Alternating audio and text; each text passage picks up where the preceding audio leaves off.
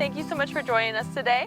My name is Nicole Broquet, and I'm here with the Be Floridian Now program and my good friend, Rhonda Mayo, who is a native plants enthusiast, a local homeowner, and a member of the Native Plant Society. Hi, Rhonda. Good morning. How are we doing today? Doing pretty good. Wonderful.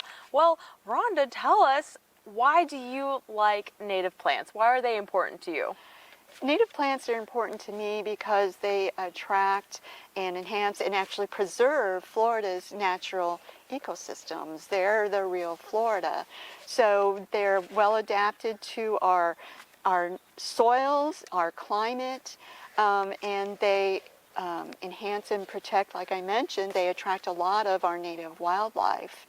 And much of our wildlife has co-evolved with these native plants over hundreds of years. Mm-hmm. So they depend on each other to keep this ecosystem going. That sounds wonderful. Those sound like very important plants to have around. Yes. What are some of the native plants that you have in your yard? Well, over the last couple of years, we've gotten more and more interested in native plants and learning about them. So we've been gradually converting our yard over to native plants. We've tried to follow the right plant, right place practice by making sure that for us they're salt tolerant, drought tolerant, which is very necessary in our Florida climate.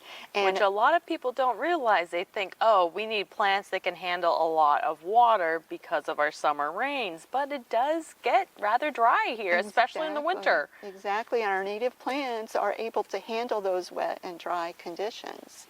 Awesome. And they also need to be adapted to our soil conditions, which is very sandy throughout most of the state, and in some cases, as is ours, very nutrient poor. So we've tried to do that. And then we also tried to use a lot of keystone species wherever we could. Those keystone species are the backbone of the ecosystems.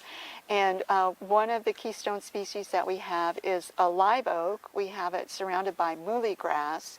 And the live oak is so important because it has a multitude of food for our nesting birds to feed their young. So it's very important to keep that ecosystem going. And then you get to enjoy a lot of native animals that come to your yard. Right, exactly.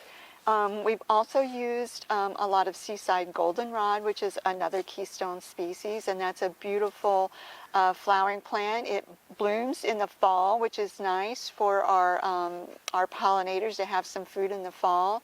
It produces beautiful yellow flowers, and again, it attracts so many pollinators. We have a lot of fun when it's blooming, seeing all the beautiful butterflies and things on the goldenrod. That sounds really nice. You get one last kind of observation of the native pollinators before we go into our Florida's winter. Right, exactly. What are some of the plants that you use for a little bit of privacy?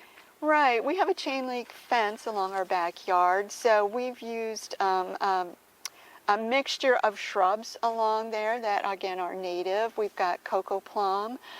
We have beach pea or beach bean, which actually is a vine, which works great. And then one of my favorites is the beautyberry. That's, again, a native plant that works well in these soil conditions.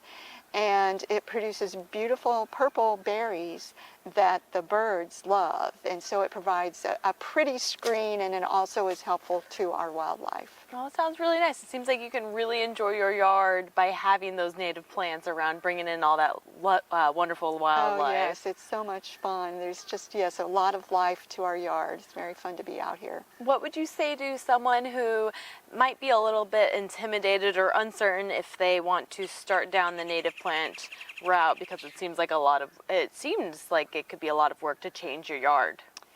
Yeah, I would start in a very small area, perhaps like we did along your fence, maybe just that will help reduce your turf grass, and start with a few shrubs along your fence, or plant a a native butterfly garden.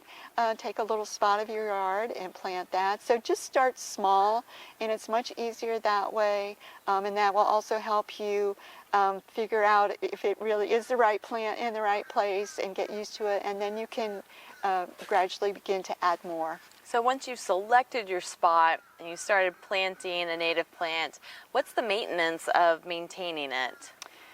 Right. The key is to get them established. So there is a period where you need to water them more frequently than you would normally. So typically, maybe when you bring them home from the nursery, maybe water them probably every day, maybe for the first week, and then maybe back off to every other day after that, and just kind of have to, it depends on the plant, and just kind of monitor them and see when they need them. And your plant nursery can provide you with some guidance on that when you get them. Oh, that's great. But once they are established, they're wonderful. They don't need watering, they don't need fertilizer, so they're great in that aspect. Very unlike turf grass. Yes. Am I correct? Yes. Yeah, we got rid of our turf grass. Again, we did that gradually. It was so high maintenance. It took a lot of water. It took a lot of fertilizer and some pesticides to make it look good, and you had to mow it. And it was just very high maintenance with very little return for our natural The drama queen of the plant world. Yes.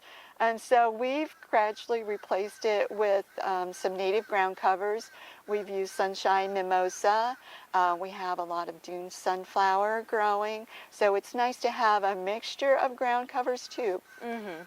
And you don't have to take care of them as much? You don't have to mow them?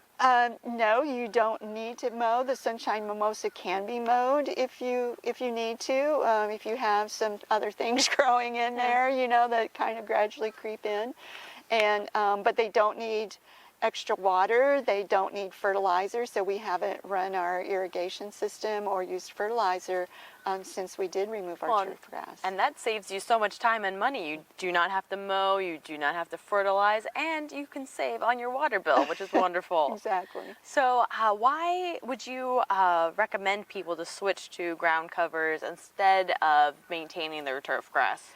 Well, as I mentioned, it does require a lot of fertilizer and a lot of irrigation, and those two things can leach into our groundwater systems or run off completely into our storm sewers and again into our waterways. And when that happens, that increases the nutrient load in those waterways, which fuels those nasty algal blooms, and it can increase the turbidity and cause the sunlight not to be able to reach those seagrass beds. And if we don't have our sunlight going down to our seagrass beds, we don't have our seagrass. Right. Well, there seems like you have a lot of wonderful reasons to switch over to native plants. So if you are interested in learning more about how to turn your yard into a native plant yard, please go to www.befloridiannow.org to learn more what you can do to be Floridian now.